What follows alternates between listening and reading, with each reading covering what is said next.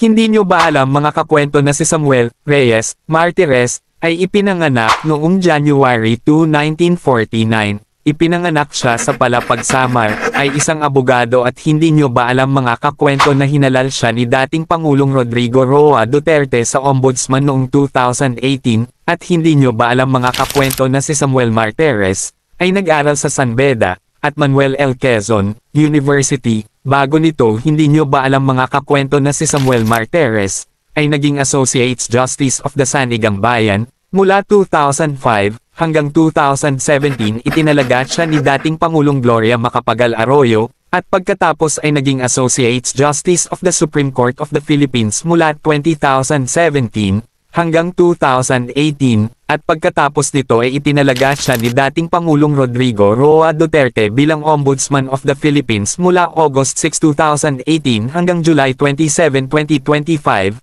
Nagustuhan nyo ba ang content ko mga kakwento? Pa isang like o hearts dyan.